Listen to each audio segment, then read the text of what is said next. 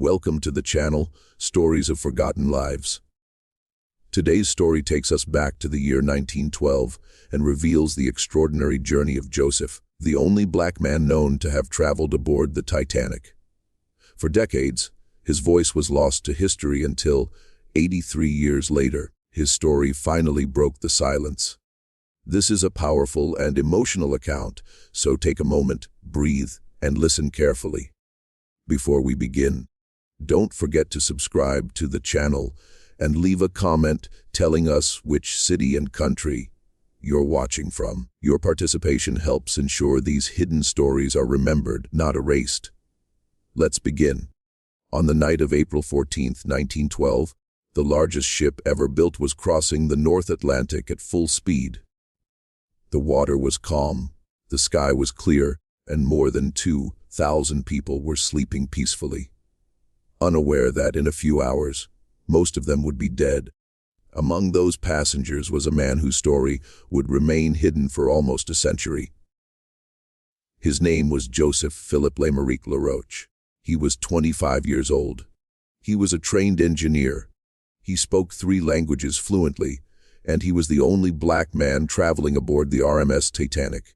But you have never heard his name in any movie. You have never seen his face in any documentary. For 83 years, the world forgot he ever existed, until his daughter, at 84 years old, decided to break the silence and tell the world what really happened that night. This is a story about love, racism, sacrifice, and a promise that was never kept. And it begins not on a ship, but on a small Caribbean island, in a house that smelled of coffee and sea salt. Joseph was born on May 26, 1886, in a coastal city called Cap Haitian in the northern part of Haiti. At that time, Haiti was a country still recovering from decades of political instability. But Joseph's family was different. They were not poor. They were not struggling. His father was a former military officer with connections to the government. His mother, Yuse Lee, came from a respected family with roots in the Haitian elite. They lived in a house with wooden shutters and a garden filled with tropical flowers. Joseph grew up listening to French being spoken at the dinner table. His parents believed in education. They believed that knowledge was the only thing no one could take away from you. And from a very young age, they saw something special in their son. Joseph was curious. He asked questions about everything. He wanted to know how things worked. He would take apart old clocks, just to see the gears inside. He would watch the ships arriving at the port and wonder how something so heavy could float on water. His mother noticed this. She knew that Haiti at that time could not offer her son the education he deserved. The schools were limited. The opportunities were few, and she had a dream for him. She wanted Joseph to become an engineer. Not just any engineer, a European-trained engineer, someone who could build bridges and design machines. Someone who could return to Haiti one day and help rebuild the country. So when Joseph turned 15 years old in the year 1901, his mother made a decision that would change his life forever. She sent him to France. This was not a simple trip. In 1901, traveling from Haiti to France took weeks. Joseph boarded a steamship with a small suitcase and a letter of recommendation from his father. He did not speak much during the journey. He spent most of his time on the deck watching the horizon, wondering what Europe would look like. He had seen pictures in books. He had heard stories from relatives who had visited Paris, but nothing could prepare him for what he was about to experience. When the ship finally arrived at the port of Le Havre, Joseph stepped onto French soil for the first time. He was alone. He was 15, and he was black in a country where almost everyone was white. Joseph traveled by train to a city called Beauvais, located about 80 kilometers north of Paris. This was where he would study. This was where he would spend the next several years of his life. The city was small, with cobblestone streets and old stone buildings. The winters were cold, much colder than anything Joseph had ever experienced in Haiti. But he adapted. He found a small room to rent. He enrolled in school, and he began studying engineering with a focus that impressed his teachers. Joseph was not just smart, he was disciplined. He woke up early every morning. He studied late into the night. He learned French grammar until he could write better than most of his classmates. He learned mathematics, physics, and technical drawing. He wanted to prove that a black man from Haiti could compete with anyone in Europe. But France was not easy for Joseph. The people were polite but distant. Some of them had never seen a black person before. They would stare at him on the street. They would whisper when he walked into a room. Joseph learned to ignore it. He focused on his studies. He told himself that once he had his diploma, everything would be different. People would respect him for his knowledge, not judge him for his skin. He believed this with all his heart, and for a while it seemed like he was right. Joseph graduated with an engineering degree in the early 1900s. He was proud. His mother was proud. He had done exactly what she had dreamed of. But when Joseph started looking for work, he discovered something that would haunt him for the rest of his life. No one wanted to hire a black engineer. It did not matter that he had the same diploma as everyone else. It did not matter that he spoke perfect French. It did not matter that he was intelligent and hardworking. When employers saw his face, they suddenly had no positions available. When he submitted applications, they were ignored. When he showed up for interviews, he was told the job had already been filled. Joseph applied to dozens of companies, engineering firms, construction companies, government offices. The answer was always the same: no. This was France in the early 1900s. Racism was not written into law the way it was in America. There were no signs saying, "whites only." There were no separate water fountains or train cars. But discrimination existed in quieter ways. It existed in the way people looked at you. It existed in the opportunities that were never offered. It existed in the doors that were always closed. Joseph felt it every single day, and it was breaking him. He eventually found work, but not the kind he had trained for. He took small jobs, low-paying positions that did not require his engineering skills. He worked harder than anyone else, hoping that someone would notice his talent. But promotions never came. Raises never came. He was always passed over for white colleagues who had less experience and less education. Joseph was stuck, and he was starting to lose hope. But then something happened that changed everything. In the city of Villejuif, just south of Paris, Joseph met a young woman named Juliette Marie-Louise Lafargue. She was the daughter of a local wine merchant. She had brown hair, soft eyes, and a smile that made Joseph forget all his troubles. Juliette was white, her family was French, and in 1908, falling in love with a black man was not something society approved of. But Juliette did not care about society. She cared about Joseph. She saw the man behind the skin color. She saw his intelligence, his kindness, his determination, and she fell in love with him completely. They met through a family friend who had been mentoring Joseph. At first, their conversations were polite, formal, but as weeks turned into months, something deeper developed. Joseph would visit Juliette's home. They would take walks together through the streets of Villejuif. They would talk about books, about dreams, about the future. Joseph had never met anyone like her. She was curious about Haiti. She wanted to know about his childhood, about his mother, about the ships he used to watch at the port. She listened to him in a way no one else ever had.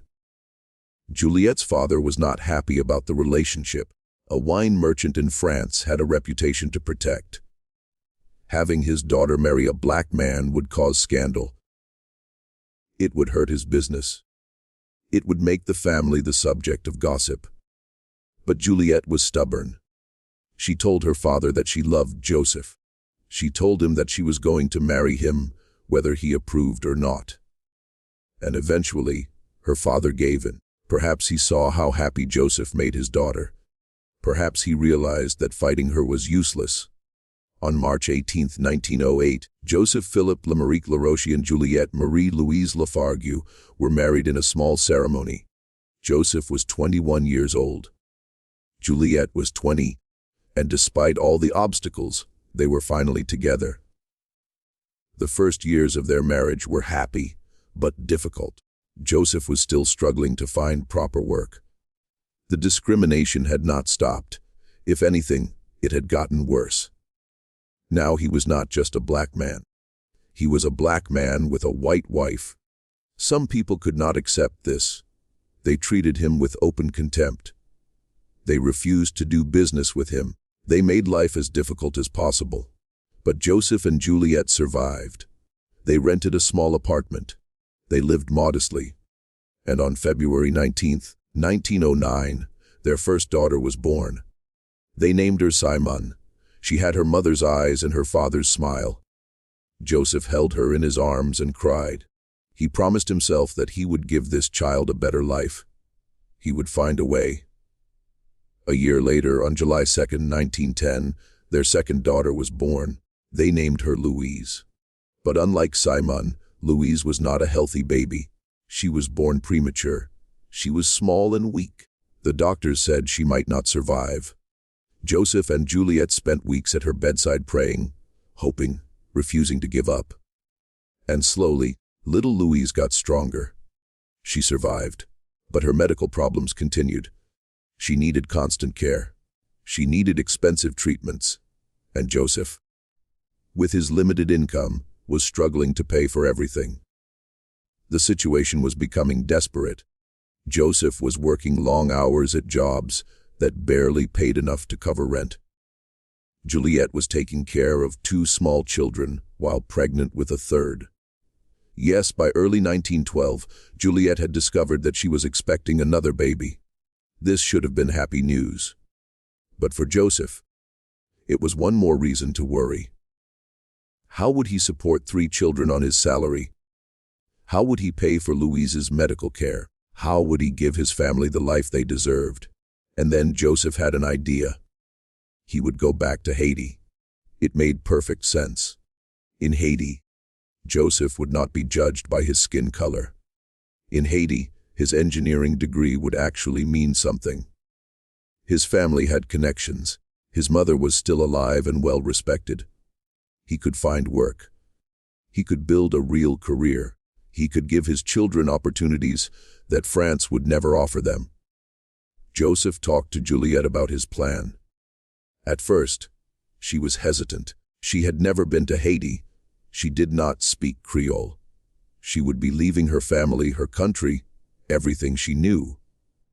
But she trusted Joseph. She believed in him, and she agreed to go. Joseph wrote to his mother in Haiti, explaining the situation. His mother was overjoyed. She had missed her son terribly. She had always hoped he would return, and she immediately offered to help. She would buy the family tickets to travel to Haiti. She would make sure they had everything they needed when they arrived. Joseph felt a weight lift off his shoulders. For the first time in years, he had hope. The original plan was to leave France in late 1912 or early 1913. But when Juliet discovered she was pregnant, Joseph decided to move the timeline forward. He did not want her to travel when the pregnancy was too advanced. He wanted the baby to be born in Haiti, surrounded by family. His mother purchased first-class tickets for the family aboard a French ocean liner called the SS France. The ship was scheduled to depart in April 1912. Everything was arranged. Everything was perfect. But then Joseph learned something that changed everything. The SS France had a strict policy regarding children. All children traveling on the ship were required to stay in the nursery during meal times. They were not allowed to dine with their parents. Joseph found this unacceptable. Simone was 3 years old. Louise was not even 2. They were babies. He could not imagine leaving them alone with strangers while he and Juliet ate dinner in some fancy dining room. It went against everything he believed as a father. He wanted to be with his daughters. He wanted to see their faces when they tried new foods. He wanted to hold Louise if she got scared. The policy of the SS France was cruel and unnecessary, and Joseph refused to accept it. He went to the ticket office and asked for a refund. Then he started looking for another ship, and that is when he found out about the Titanic. The RMS Titanic was the largest ship in the world. It was brand new.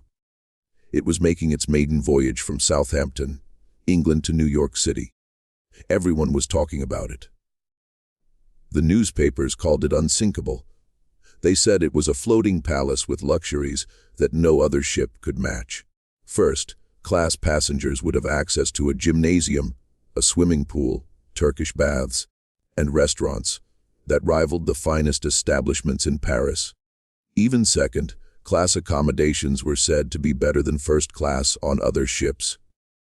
And most importantly, the Titanic did not have the same restrictive policies about children. Joseph could dine with his daughters. He could spend time with them during the voyage. He could be the father he wanted to be.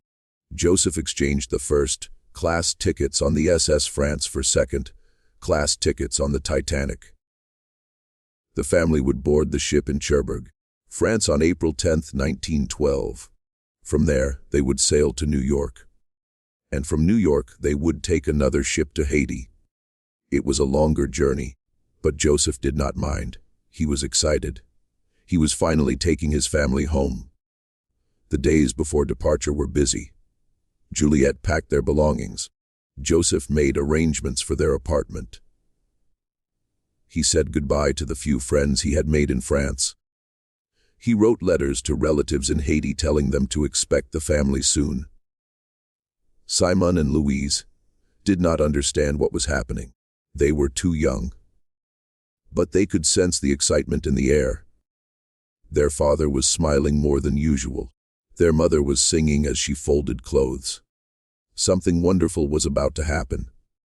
On the morning of April 10, 1912, the Laroche family traveled to Cherbourg by train. Cherbourg was a port city on the northern coast of France, famous for its deep harbor. The Titanic was too large to dock at the pier, so passengers had to be transported to the ship on smaller boats called tenders. The tender that would carry the Laroche family was called the SS Nomadic. It was a sturdy little vessel painted white with the White Star Line flag flying from its mast. Joseph carried Louise in his arms as they boarded the tender. Simone held her mother's hand, looking around with wide eyes. There were dozens of other passengers on the boat, speaking different languages, wearing expensive clothes. Some of them looked at the Laroche family with curiosity. Some of them looked with something else. Joseph noticed. He always noticed, but he did not let it bother him. Not today. Today was the beginning of a new life. As the tender approached the Titanic, Joseph saw the ship for the first time, and he stopped breathing. It was enormous. It was like nothing he had ever seen. The hull rose out of the water like a black iron wall, stretching so high that Joseph had to tilt his head back to see the top. 4 massive smokestacks pointed toward the sky, painted in the distinctive colors of the White Star Line buff, yellow with black tops. The ship was longer than any building Joseph had ever entered. It looked permanent. It looked invincible. It looked like something that could never, ever sink. The tender pulled alongside the ship, and passengers began climbing up a gangway to the second-class entrance. Joseph helped Juliet, who was now visibly pregnant. He carried Louise, who had fallen asleep against his shoulder. Simone walked between her parents, clutching her favorite doll. The family stepped onto the Titanic at approximately 6:30 in the evening. The sun was beginning to set. The ship's orchestra was playing somewhere in the distance. And Joseph Laroche, the only black man on board, took a deep breath and smiled. They had made it. Their cabin was located on Deck E in the second-class section of the ship. It was small but comfortable. There were 2 beds, a wash basin, and a porthole that looked out onto the ocean. The walls were painted white. The linens were clean. Compared to their apartment in France, it felt almost luxurious. Juliet sat on the bed and exhaled. The journey had been exhausting. The pregnancy was making her tired, but she was happy. She looked at Joseph and reached for his hand. That first night on the Titanic, the family ate dinner together in the second-class dining saloon. The room was beautiful. Oak-paneled walls, white tablecloths, crystal glasses. Waiters in crisp uniforms moved between tables, serving course after course. Simon was fascinated by everything. Louise slept in her mother's arms. Joseph ordered food he had never tried before. He laughed at something Juliet said. For a few hours, he forgot about the discrimination. He forgot about the struggles. He was just a father having dinner with his family on the most famous ship in the world. But not everyone was welcoming. Some passengers in the dining room stared at the Laroche family. A black man with a white wife and 2 mixed-race children was not a common sight in 1912. Some people whispered, some people pointed. Joseph heard fragments of conversation. Words that were not meant for him to hear, but that he understood perfectly.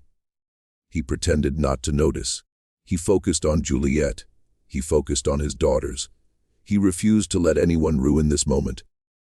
Over the next few days, the Laroche family settled into a routine. Joseph would wake early and walk around the deck, breathing in the salt air, watching the endless ocean stretch toward the horizon. Juliet would stay in the cabin with the children, reading books, playing games, resting. They would meet for meals. They would talk about Haiti. Joseph told Juliet about the beaches, about the mountains, about the house where he grew up. He told her about the food his mother used to make. He told her about the sound of drums during carnival season. Juliet listened to every word. She was falling in love with a country she had never seen. The other passengers continued to treat the Laroche family with a mixture of curiosity and coolness. Some assumed the children were not actually theirs. One woman reportedly thought Simon and Louise were Japanese because of their light brown skin and dark hair. Joseph overheard comments in English and French. He understood both languages perfectly, but he never responded. He never confronted anyone. He simply held his head high and continued walking. He had spent his entire life dealing with people who thought they were better than him. He was not going to waste his energy on them. Now, on Sunday, April 14, 1912, the Laroche family attended a church service in the second-class dining room. It was a brief, non-denominational service led by the ship's captain, Edward Smith. Passengers sang hymns. They prayed. They gave thanks for the beautiful weather and the smooth voyage. Joseph sat with his family in one of the back rows. He was not particularly religious, but he appreciated the moment of peace. He closed his eyes and thought about his mother in Haiti. He imagined her face when she saw him again. He imagined her holding her grandchildren for the first time. In just a few more days, they would be together. After the service, Joseph did something unusual. He went to the second-class smoking room. This was a space where men gathered to talk, drink, and play cards. Joseph rarely socialized with strangers. He preferred to spend time with Juliet and the children. But something made him go that day. Perhaps he wanted to relax. Perhaps he wanted to feel normal, like any other passenger on the ship. He found a seat in the corner. He ordered a drink. He watched the other men laughing and joking. And for a moment, he felt like he belonged. That evening, the family had their final dinner together. The menu included lamb, roast beef, vegetables, and a selection of desserts. Simon ate everything on her plate. Louise was fussy as usual. Juliet looked tired, but content. Joseph looked at his family across the table and felt a surge of love so powerful it almost hurt. These three people were everything to him. He had crossed oceans for them. He had endured discrimination for them. He would do anything to keep them safe. After dinner, Juliet took the children back to the cabin. Joseph kissed each of them good night. He told Simon to be good. He told Louise that Papa loved her. He told Juliet that he would come to bed soon. Then he returned to the smoking room. He wanted to enjoy the last peaceful hours of the voyage. Tomorrow they would arrive in New York. Tomorrow the real journey would begin. At 11:40 p.m., Joseph felt a slight shudder run through the ship. He looked up from his drink. The other men in the smoking room had felt it, too. Someone made a joke about hitting a whale. Someone else laughed nervously. The ship's engines seemed to stop. The room became very quiet. Joseph stood up. Something was wrong. He could feel it in his bones. He walked out of the smoking room and onto the deck. The night was freezing cold. The stars were incredibly bright, and scattered across the deck were pieces of ice, small chunks like broken glass glittering in the light from the ship's windows. Joseph picked one up. It was cold and wet in his hand. He looked toward the bow of the ship and saw something that made his heart stop. A massive wall of white was scraping along the starboard side of the Titanic. An iceberg. Joseph dropped the ice and ran toward his cabin. Joseph ran through the corridors of the ship, like a man possessed. His heart was pounding so hard he could feel it in his throat. His breath came in short, sharp gasps that burned his lungs. The hallways of the Titanic, which had seemed so elegant and welcoming just hours before, now felt like a maze designed to trap him. He turned left. He turned right. He nearly collided with a steward who was walking calmly in the opposite direction, as if nothing had happened, as if the world was not ending. The steward was a young man, perhaps 20 years old, with a pale face and a crisp white uniform. He told Joseph there was nothing to worry about. He said the ship had struck some ice, but everything was under control. He said the passengers should return to their cabins and wait for further instructions. His voice was steady. His hands were not shaking, but Joseph saw something in his eyes, something that contradicted every word coming out of his mouth. It was fear. Pure, undeniable fear. Joseph did not believe him. He pushed past the steward and kept running. The corridors were beginning to fill with confused passengers. Some were still in their nightgowns and pajamas, their hair disheveled, their eyes heavy with interrupted sleep. Others were fully dressed, carrying suitcases and valuables, as if they were simply preparing to disembark at a scheduled port. A woman was crying somewhere nearby. A child was asking questions that no one could answer. The ship's lights flickered once, twice, then steadied again. Joseph felt the floor beneath his feet tilt slightly, almost imperceptibly toward the bow. Something was very, very wrong. When he reached the cabin on Deck E, he threw open the door with such force that it slammed against the wall. Juliet was sitting up in bed, her eyes wide with confusion and the beginnings of terror. Her hands were pressed against her pregnant belly, as if to protect the child growing inside her. The children were still asleep. Louise was curled up in her small bed, her thumb in her mouth, her breathing slow and peaceful. Simon was sprawled across her mattress, one arm hanging over the edge, her favorite doll clutched against her chest. The impact had been so gentle, so deceptively mild that it had not even disturbed their dreams. Juliet asked Joseph what was happening. Her voice was calm, controlled. the voice of a woman trying very hard not to panic, but Joseph could see the fear beginning to form behind her eyes. He could see her hands trembling slightly as she pushed the blankets aside. He told her to get dressed. He told her to dress the children warmly. He told her they needed to go up to deck immediately. He did not explain why. There was no time for explanations. There was no time for questions. Every second they wasted in this cabin was a second closer to disaster. Juliet moved quickly. She was 7 months pregnant, and her body was heavy and slow, but the adrenaline gave her strength she did not know she possessed. She pulled a thick wool coat over her nightgown. She grabbed scarves and hats from the small wardrobe. She wrapped Simon in a blanket. Lifting the sleepy child from the bed with a mother's practiced efficiency, Simon murmured something unintelligible and nestled against her mother's shoulder. Louise was harder to wake. She whimpered and cried when Juliet lifted her, her small body stiff with protest. But there was no time for comfort. There was no time for soothing words. Joseph grabbed the life jackets that were stored in the cabin.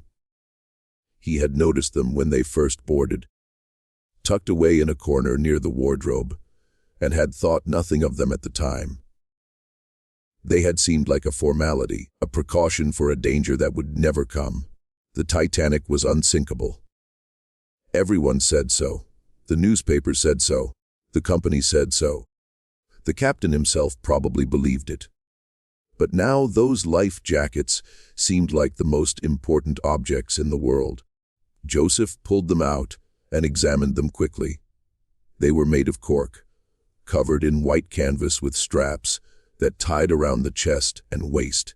They were bulky and uncomfortable, but they would keep a person afloat. They would buy time. Joseph helped Juliet put on her life jacket, his fingers fumbling with the unfamiliar straps. He fastened one around Simon, who was now fully awake and beginning to cry. He held Louise while Juliet adjusted the straps on her own jacket, the little girl squirming and wailing in his arms.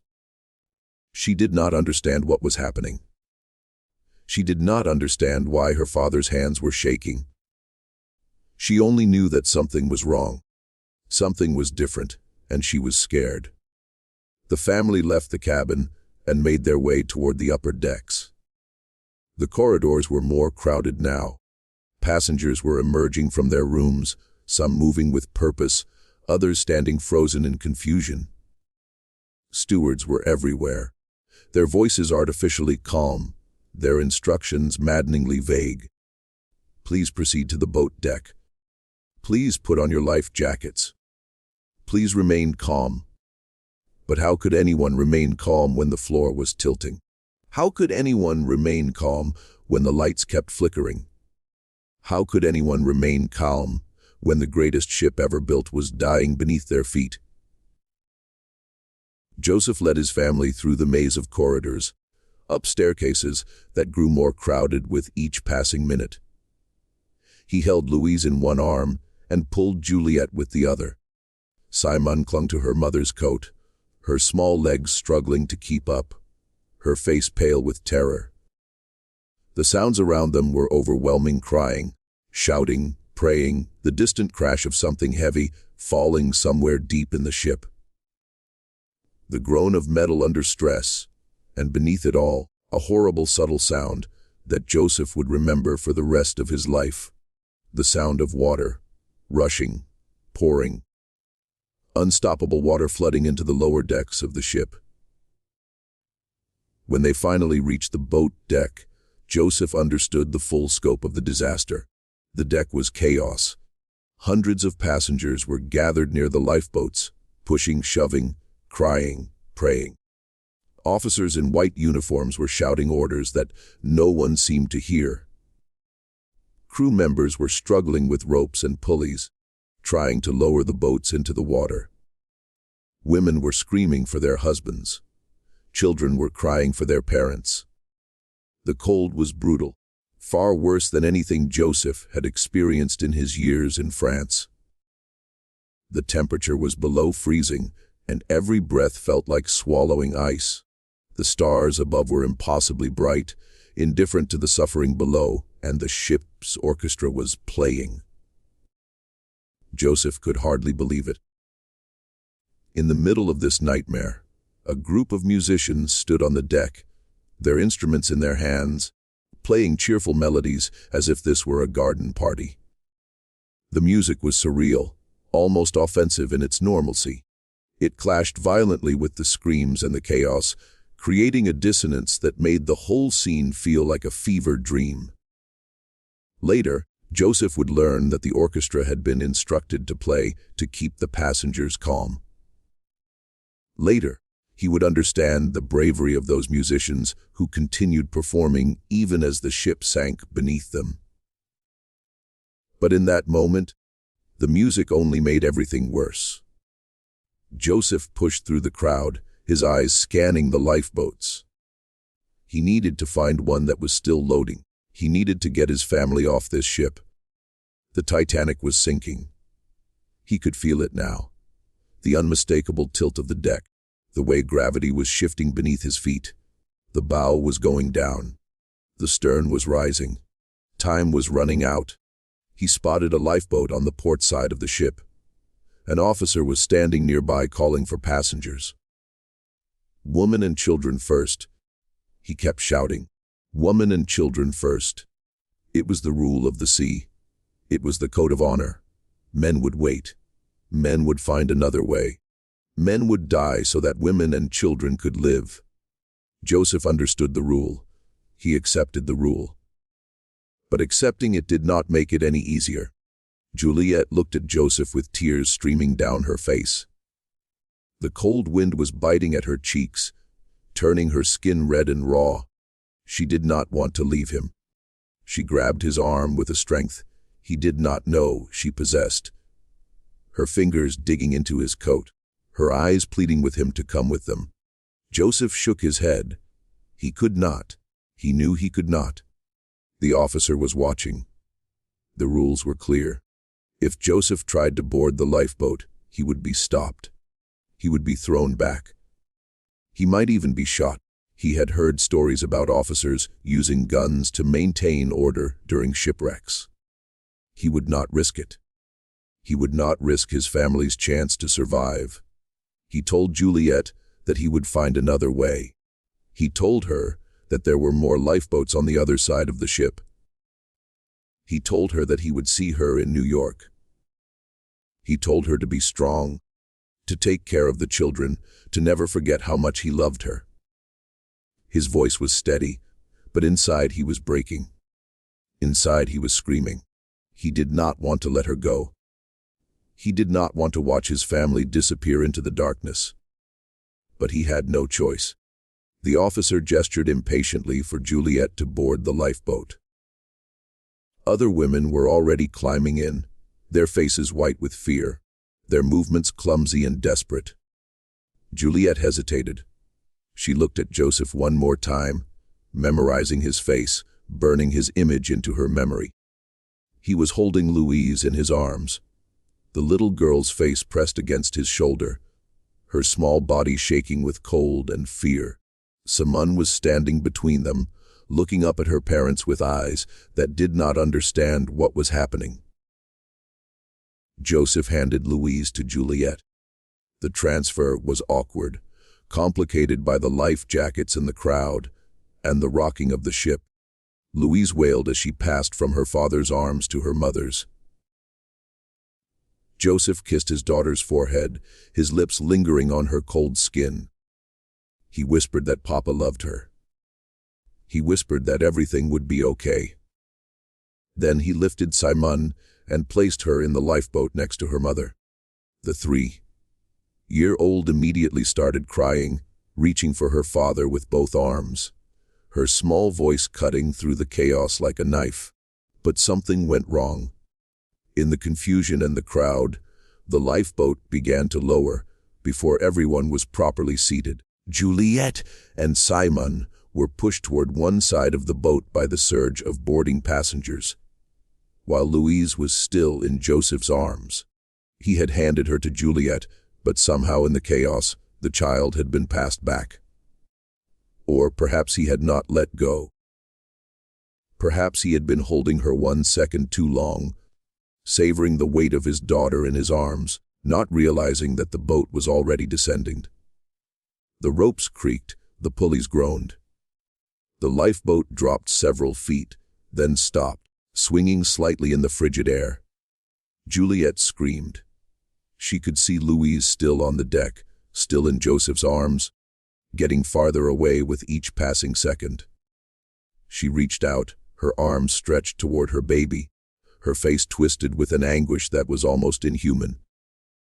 Joseph tried to push forward, but there were too many people, bodies pressed against him from every direction. A crewman was blocking his path, his arms spread wide, his face hard and suspicious. The crewman saw a black man trying to approach the lifeboat and assumed the worst. He thought Joseph was trying to board. He thought Joseph was trying to take a place that belonged to women and children. He did not see a father trying to reunite his family. He saw a threat. Joseph shouted. He begged. He pointed at Juliet in the lifeboat. He pointed at Louise in his arms. "That is her mother," he said. "This is her daughter. Please let me give her the baby." But the crewman did not move. The crewman did not listen. The seconds were ticking away. The lifeboat was descending, and Louise was still on the deck of the sinking ship. In that moment, Joseph made a decision that would haunt Juliet for the rest of her life. He turned to a stranger standing next to him, a woman he had never seen before and would never see again, and thrust Louise into her arms. The woman was startled, confused, but Joseph did not give her time to react. He begged her to pass the child to the woman in the boat. He pointed at Juliet, whose screams were now so loud they could be heard over the chaos. "That is her mother," he said. "Please, please give her the baby. Save my daughter." The stranger looked at the crying child in her arms. She looked at the lifeboat descending into the darkness. She looked at the black man with tears streaming down his face. And then she did something that Joseph would never be able to thank her for. She leaned over the railing and passed Louise down to another passenger standing below, who passed her to another and another, a chain of strangers united by a single purpose, until finally the little girl reached Juliet's outstretched arms. Mother and daughter were reunited. The lifeboat continued to descend. Joseph stood at the railing and watched his family disappear into the darkness. The lifeboat hit the black water with a splash that seemed impossibly loud in the stillness of the night. Crew members began rowing, pulling away from the sinking ship, putting distance between themselves and the disaster. Joseph could see Juliet's face in the dim light, growing smaller and smaller as the boat moved away.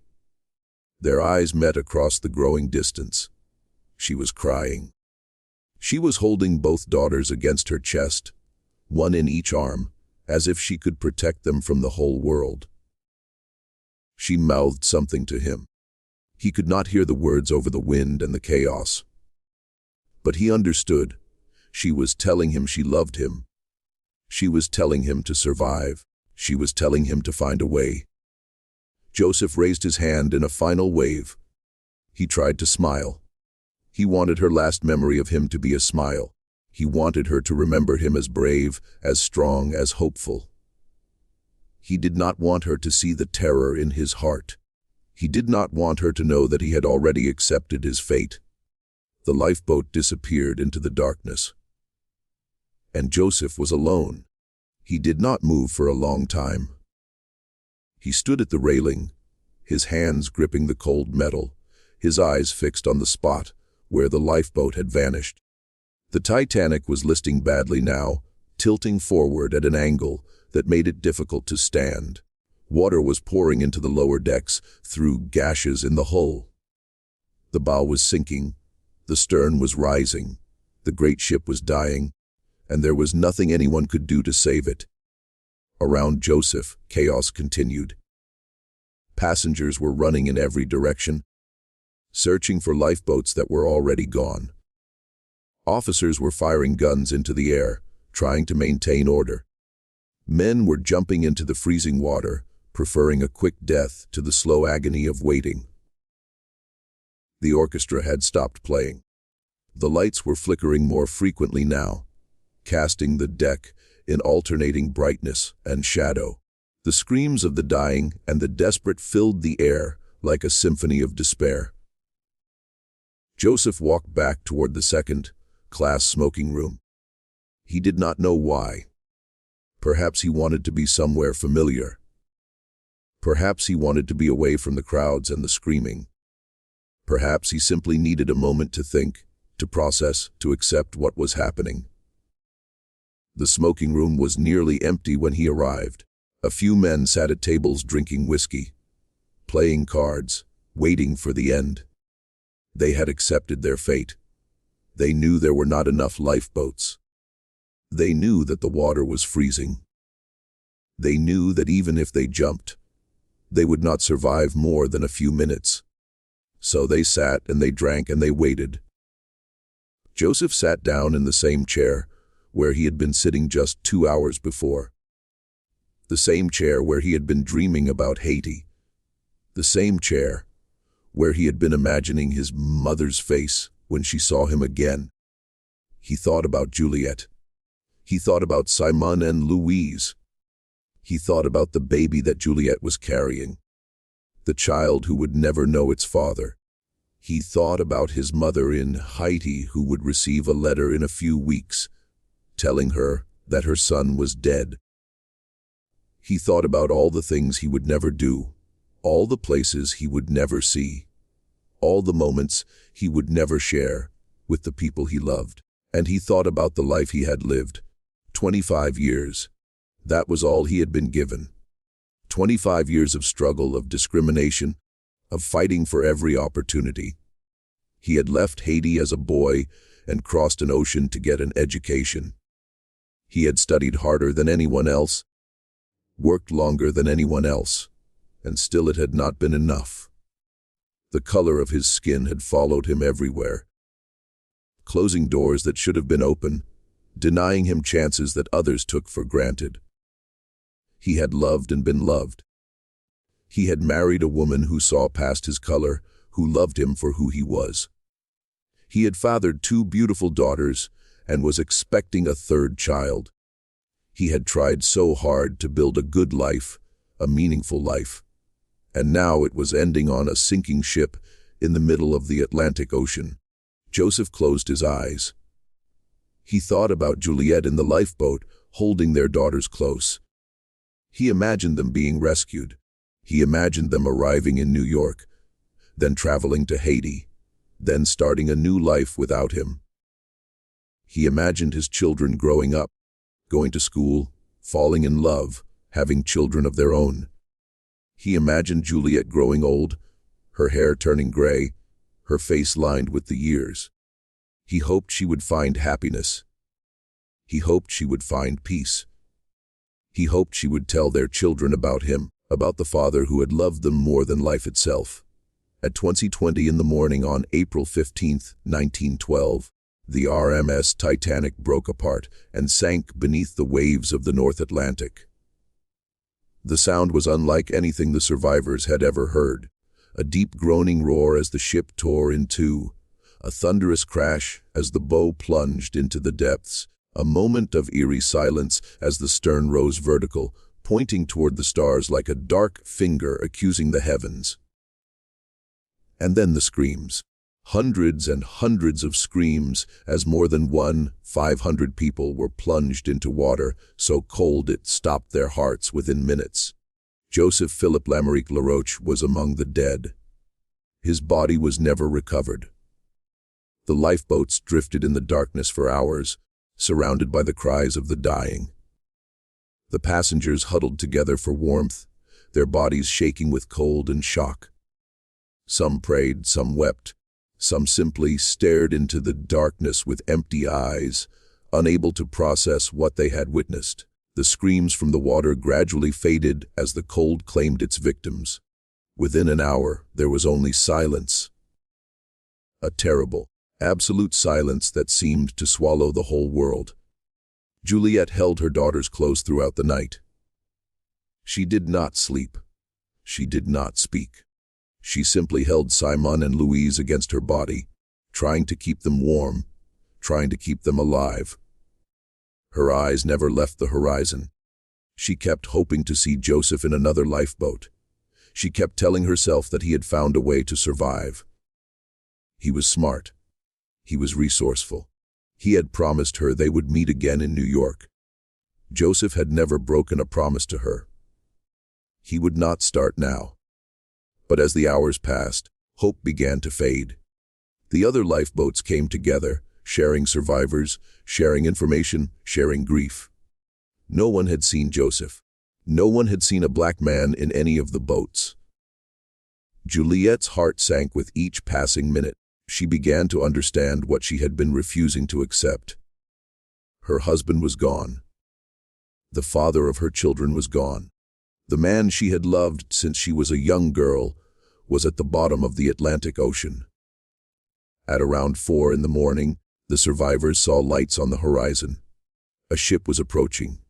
It was the RMS Carpathia, a Cunard liner that had received the Titanic's distress signal and had changed course immediately, racing through the night at full speed, navigating through the same ice field that had destroyed the Titanic. The captain of the Carpathia had pushed his ship to its limits, arriving in just over 3 hours, a journey that should have taken much longer. His decision saved hundreds of lives. The Carpathia began picking up survivors from the lifeboats one by one. Rope ladders were lowered over the side. Crew members reached down to pull the freezing passengers aboard.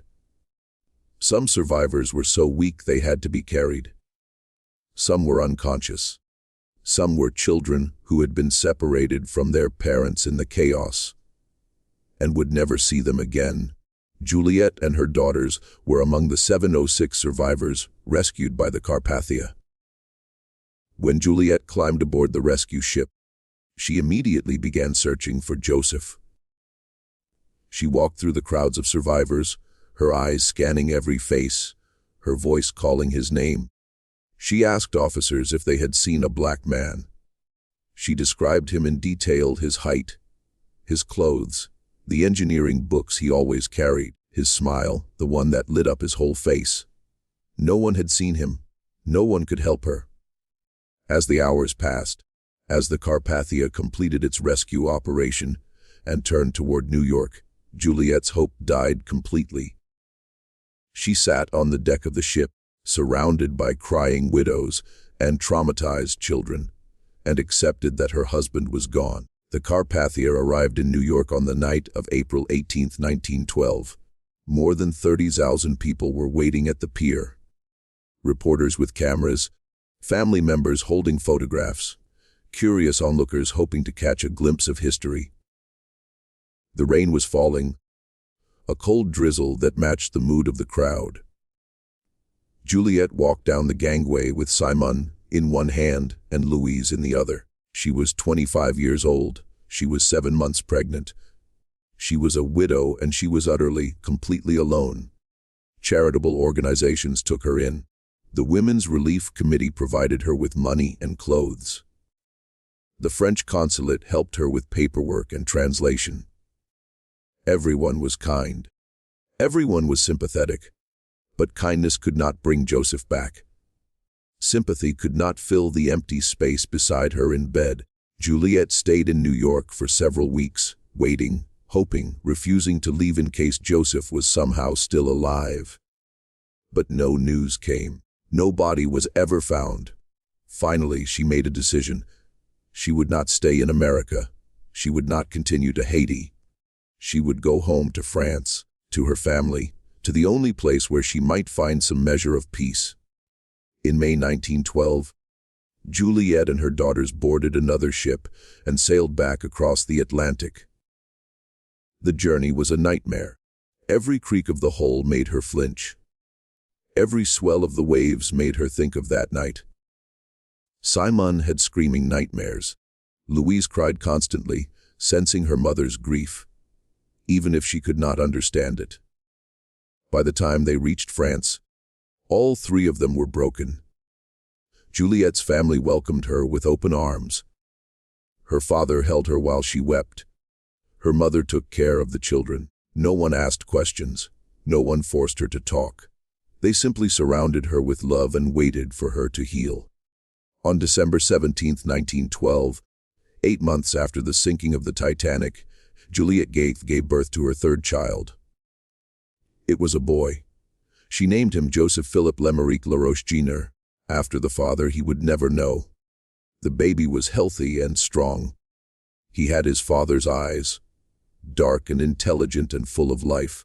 Juliet held her son and cried because he was beautiful and because Joseph would never see him. Juliet never remarried. She dedicated her life to raising her 3 children, working multiple jobs to support them, sacrificing her own happiness for their future. She never forgot Joseph. Every year on the anniversary of the sinking, she would light a candle and sit alone in the darkness, remembering. She never spoke publicly about the Titanic. The trauma was too deep, the wounds too raw. When reporters came asking for interviews, she turned them away. When filmmakers offered money for her story, she refused. She had built a wall around that night, and she would not let anyone tear it down. The children grew up in the shadow of their father's absence. Simon remembered fragments: the cold, the screams, her father's face at the railing. Louise remembered nothing, only what her mother told her. And Joseph Jinder never knew his father at all. Only the stories, only the photographs, only the weight of a name that carried so much history. Decades passed. The world changed. 2 world wars came and went. The Titanic became legend, the subject of books and films and endless fascination. But Joseph Laroche's name never appeared. His face was never shown. His story was never told. History had erased him, as it had erased so many others who did not fit the narrative. Juliet died in 1980 at the age of 91, her silence unbroken. Simon died a few years later, taking her memories to the grave. Only Louise remained. In 1995, Louise Laroche was 84 years old. She was living in Paris in a small apartment filled with photographs and memories. She had lived a long life. She had seen everything, and she was tired of the silence. When a representative from the Titanic Historical Society contacted her asking for her story, she said yes. The interview lasted hours. Louise told them everything. Her father's childhood in Haiti, his education in France, the discrimination, the marriage, the decision to immigrate, the exchange of tickets. The night of April 14th, the chaos, the separation, the stranger who passed her from hand to hand, her mother's grief, her brother, born 8 months later, carrying his father's name. For the first time in 83 years, the world heard the story of Joseph Philippe Lemeric Laroche. Louise died on January 28, 1998 at the age of 87. She was one of the last survivors of the Titanic. But before she went, she ensured that her father would never be forgotten again. Today, Joseph Laroche's name appears in museums. His photograph hangs in exhibitions. His story is taught in schools. He is no longer invisible. He is no longer erased. He was a father who loved his family. He was a man who fought against injustice. He was the only black passenger on the Titanic, and his story will echo through history forever.